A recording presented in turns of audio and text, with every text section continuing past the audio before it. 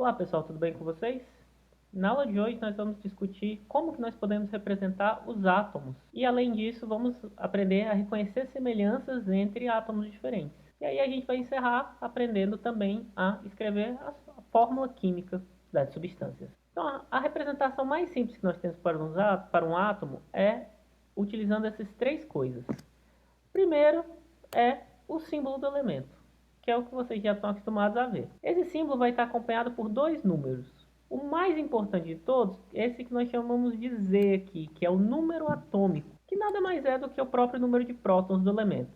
Além disso, a gente também tem o número de massa, que é o número de prótons mais o número de nêutrons, ou seja, o número de partículas que tem no núcleo desse meu átomo. E como que a gente poderia obter o número de nêutrons aí? O número de nêutrons nada mais vai ser do que a subtração entre o número de massa e o número atômico, A menos Z. Então vamos aplicar isso em alguns exemplos aqui. Então o nosso modelinho, a gente sabe que o X aí, que é o símbolo do elemento, o A é o número de massa e o Z é o número atômico, certo? Então para aquele enxofre ali, que tem como símbolo S, nós vamos ter um número atômico, que é o próprio número de prótons, igual a 16. Nós vamos ter também um número de massa, que é aquele númerozinho de cima ali, igual a 32. E sabendo que esse número de massa representa o total de partículas no núcleo, ou seja, a soma de prótons e nêutrons igual a 32, eu tenho 16 prótons. Então, meu número de nêutrons vai ser 32 menos 16, eu vou ter 16 nêutrons. Ok? Então vamos fazer a mesma coisa aqui para o nitrogênio, né, que tem como símbolo N. O número atômico é o número de baixo, é aquele número menorzinho, né, é o 7. Então eu tenho 7 prótons em um átomo de nitrogênio, certo? O número de massa nesse átomo aí é 14 e o número de nêutrons vai ser 14 menos 7, que é 7 também. Para o sódio, que tem símbolo Na, o número atômico vai ser 11, o número de massa é 23 e o número de nêutrons vai ser a diferença, 23 menos 11, 12. E por último, olhem que eu fiz uma notação um pouquinho diferente aqui, né? Ao invés de eu representar o número de massa aqui em cima, eu representei ele aqui na frente, separado por um hífen. Às vezes faz essa representação também. Não é tão comum como a que a gente viu antes, mas ela também pode ser usada. Esse 197 aqui vai representar o número de massa. O número de prótons é esse númerozinho aqui no canto esquerdo, 79. O número de nêutrons vai ser a diferença, 197 menos 179, que dá 118. Percebam então, pessoal, o número atômico nunca pode ser maior do que o número de massa. Então, quais são as semelhanças que nós podemos ter? Nós podemos ter isótopos, que é quando a gente tem dois átomos que possuem exatamente o mesmo número de prótons, o mesmo número atômico. Nessa situação, nós falamos que eles são o mesmo elemento químico. O número atômico, pessoal, é como se fosse o RG do átomo, é a identidade dele. Todas as propriedades químicas dele dependem do seu número atômico, depende do número de prótons. Então, se eles têm o mesmo número de prótons, eles vão ter as mesmas propriedades químicas, então eles são o mesmo elemento. Nós também podemos ter isóbaros, átomos que possuem o mesmo número de massa, mas que vão ter um número de prótons diferentes, né? Porque se eles tiverem o mesmo número de massa e o mesmo número atômico, eles são o mesmo átomo, então eles não são semelhantes, eles são idênticos. E nós também podemos ter isótonos, que são átomos diferentes que possuem o mesmo número de nêutrons. Então percebam, isótopos, P de próton, isóbaros, A de número de massa, e isótonos, N de nêutrons. Até agora a gente discutiu apenas sobre o núcleo, certo? Mas a gente sabe que o átomo não tem só núcleo, ele também tem elétrons. Vamos falar um pouquinho desses elétrons agora. Quando o meu átomo está neutro, significa que eu não tenho nenhuma carga sobrando, ou seja, o número de cargas positivas é exatamente igual ao número de cargas negativas. Então a gente tem que o número de elétrons é igual ao número de prótons, que é o número atômico. Porém, eu também tenho cátions. O que é um cátion? Um cátion é um átomo que está positivo, mas ele não fica positivo colocando prótons a mais, porque durante as reações químicas a gente nunca mexe no núcleo, a gente só mexe nos elétrons, a gente só mexe nas eletrosferas. Então, se ele ficou positivo, é porque ele perdeu cargas negativas, ele perdeu elétrons, e com isso ele vai ficar com uma certa quantidade de cargas positivas aqui, que vai corresponder à quantidade de elétrons que ele perdeu. Então, se ele perdeu 2 elétrons, ele vai ficar com carga 2+. Se ele perdeu 3 elétrons, ele vai ficar com carga 3+. Se ele perdeu 1 elétron, ele vai ficar com carga 1+ ou +1. Pode representar dos dois jeitos, tá bom? E da mesma forma, a gente pode ter os ânions, que são átomos que ficaram negativos. Como que se fica negativo? Ganhando elétrons. A carga que esse átomo vai ter vai ser igual à quantidade de elétron extra, que está a mais em relação à quantidade dos prótons. Então, pessoal, a quarta semelhança atômica aí, que são os átomos iseletrônicos. O nome já entrega, né? São átomos que possuem a mesma quantidade de elétrons. O cálcio tem número atômico 20, só que esse átomo de cálcio que eu representei aí não é um cálcio neutro, é um cálcio 2+. Então ele inicialmente tinha 20 prótons, ele continua com 20 prótons, certo? Que a gente não mexe em número de prótons. E se ele fosse neutro, ele teria 20 elétrons. Só que ele tem 2 cargas positivas. Então quer dizer que ele perdeu 2 elétrons e ele só tem 18 elétrons nessa situação.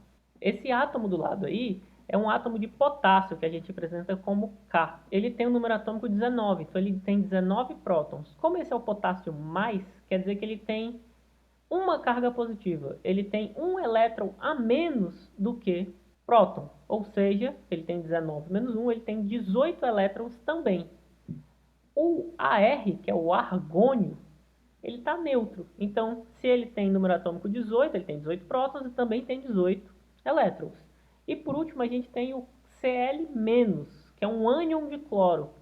Esse cloro tem 17 prótons, só que ele está com um elétron extra. Então, ele tem 17, ele vai ter 18 elétrons, que é um elétron a mais do que o número de prótons. Então, todos eles são isoeletrônicos com 18 elétrons. A mesma relação a gente observa aqui entre esse nitrogênio 3-, o oxigênio 2-, o flúor menos e o neônio neutro. Então, o neônio neutro tem 10 prótons, então tem que ter 10 elétrons. O flúor menos tem 9 prótons e um elétron a mais do que próton, então 10 elétrons. O oxigênio 2- tem 2 elétrons a mais do que próton, então o número atômico dele é 8, então ele vai ter 10 elétrons. E o nitrogênio 3- tem 3 elétrons a mais do que prótons, então 7 mais 3 vai ser 10 elétrons também. Então, pessoal, nós podemos definir agora um elemento químico como sendo um conjunto de isótopos para um determinado número de prótons. Todas as propriedades químicas de um átomo dependem somente do número de prótons. Todos os átomos que sejam isótopos vão ter propriedades químicas iguais, vão reagir da mesma maneira. Perceba que mudar a quantidade de elétrons ou mudar a quantidade de nêutrons não muda o elemento químico, continua sendo o mesmo elemento, que é representado por um símbolo, que pode ser uma letra maiúscula ou uma letra maiúscula e uma minúscula, normalmente referente ao nome daquela substância em grego ou em latim. Então, por exemplo, ouro é representado como Au, que vem de aurum, que é ouro em latim. Da mesma forma, a gente tem nátrium para sódio, cálium para potássio e por aí vai. Quando o elemento foi uma descoberta mais recente, o cientista responsável por essa descoberta pode dar o nome para esse elemento. E aí existem algumas regras para isso. Pode ser uma homenagem a um ser mitológico, por exemplo, então nós temos o tório. Pode ser também uma homenagem a um cientista importante, como o Mendeleev, em homenagem ao Mendeleev, ou então o Einstein, em homenagem, vocês podem imaginar a quem. E também pode ser uma homenagem ao local da descoberta desse elemento, seja a universidade onde ele foi descoberto, como foi o caso do Berkeley, que é uma referência à Universidade de Berkeley, a cidade ou o estado, como o caso do Califórnia, em homenagem à Califórnia, ou mesmo ao país, como o Nihonyo, em homenagem ao Japão. Bom, um elemento químico que a gente vai ver lá na tabela periódica, ele tem uma certa massa atômica. Essa massa, pessoal, é a média ponderada da massa desses isótopos. Se você olhar na tabela periódica, a massa do hidrogênio não é 1, é 1,007. Por quê? Porque o hidrogênio ele tem outros isótopos mais pesados. Tem o hidrogênio 2, que nós chamamos de deutério, e o hidrogênio 3, que nós chamamos de trítio. Então, é o hidrogênio que só tem um próton, que é o hidrogênio normal, o hidrogênio que tem um próton e um nêutron, que é o deutério, e o hidrogênio que tem um próton e 2 nêutrons, que é o trítio. Só que a quantidade de deutério e de trítio que tem é muito, muito pequena, então a massa do elemento vai ser só um pouquinho maior do que a massa do hidrogênio, mas eu tenho que fazer essa ponderação pela quantidade que eu tenho de cada um desses isótopos. Por conta disso, a massa atômica não é igual ao número de massa. O número de massa é sempre um número inteiro, porque é a quantidade de partículas que tem naquele núcleo. E a massa atômica não, é essa média ponderada da massa de cada um dos isótopos. Então, não é a mesma coisa, tá bom? Vamos deixar isso então com um exercício. Levando em conta os dados referentes aos átomos A, B e C, o que nós podemos afirmar? Então vamos lá. Eu sei que A é isóbaro de B, B é isótopo de C e A e C são isótonos. Perceba, como A e B são isóbaros, eles precisam ter o mesmo número de massa. Então X tem que ser 44. Então, por conta disso, o número de nêutrons de A vai ser 44 menos 20, que é 24. A e C são isótonos, então quer dizer que o número de nêutrons de C é igual ao número de nêutrons de A, que é 24. Agora, então, a gente consegue calcular o número de massa de C, que vai ser o número de nêutrons dele, mais o número de prótons, 24 mais 21, que é 45. Agora vamos avaliar as alternativas. No item A, ele fala que x e y podem ser respectivamente 24 e 45. Apesar do número de nêutrons de A ser 24, pessoal, x é o número de massa. Então, x é 44. O item está falso. O item B fala que o número de nêutrons de C é 45. Da mesma forma, pessoal, 45 é o número de massa de C e não o número de nêutrons. O número de nêutrons é 24. O item é falso. O item C fala que B e C são elementos diferentes. Percebam que eles são isótopos, eles têm o mesmo número de prótons, então eles são do mesmo elemento. Ainda que eles tenham um número de nêutrons diferentes, eles são do mesmo elemento. O item D fala que B tem 21 prótons e 23 elétrons.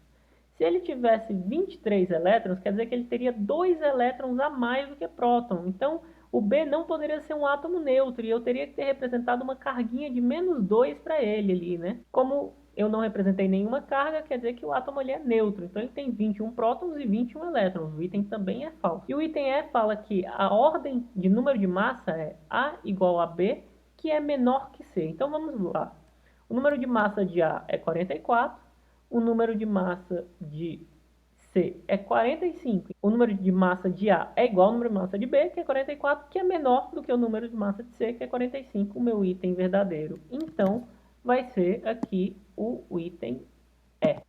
Para finalizar agora, pessoal, então a gente pode falar de fórmulas também, né? A fórmula vai me dar uma relação de quantos átomos de cada elemento eu tenho no meu composto. Então, por exemplo, quando eu falo que eu tenho um composto representado pela fórmula CO2, que é o dióxido de carbono ou gás carbônico, quer dizer que numa molécula de CO2 eu tenho um átomo de carbono ligado em 2 átomos de oxigênio.